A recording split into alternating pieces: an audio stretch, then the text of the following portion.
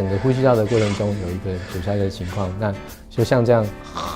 我们就很容易产生一个打呼的声音。睡觉的时候呢，因为它重力的因素呢，它往下垂，舌头呢如果比较肥大的话，它睡觉的时候呢往下垂的时候也会压到我们的这个上呼吸道，这样就容易造成我们的这个睡觉的时候有呼吸的障碍。大部分都是因为旁边的人受不了，所以跑来找他。所以我们的治疗呢，其实大概分为2个层次。第一个就是希望能够改善他打鼾的声音。那第二个部分就是要找出来看的这类里面，到底他有没有呼吸中止的问题。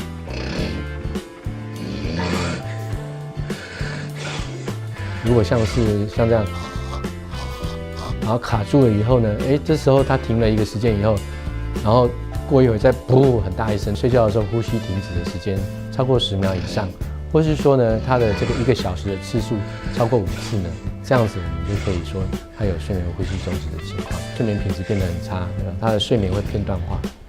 那在睡眠呼吸中止的过程中也会缺氧，所以在这种情况之下的话，它很容易造成他心血管的一个压力的上升，那甚至更进一步造成很多像心肌梗塞啊、脑中风这类的心血管的问题那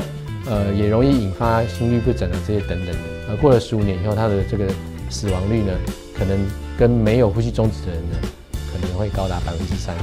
更严重，他可能会容易出现很容易睡着啊，或是很容易疲倦。国外的话，它其实是这个交通事故里面排名第2，仅次于酒驾。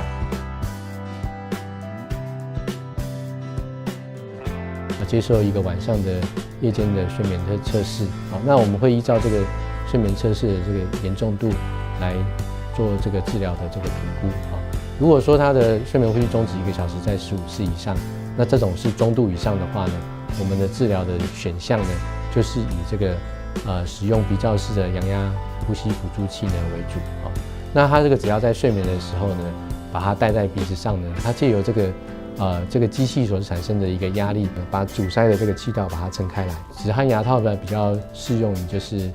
轻度或是单纯打鼾的患者。藉由这个口内的装置呢，把下巴往前拉，造成这个后面的这个咽喉部分的空间改善。扁桃腺肿大的患者的话呢，那手术的效果会比较好一点。那如果他是属于比较单纯的打鼾的患者的话，我们也会建议他在耳鼻喉科呢做一些软组织的评估，软组织切除的评估，像是雷射手术啦，或是低温射频的手术呢，这种在门诊就可以处理那主要是针对单纯打呼或是轻度的患者。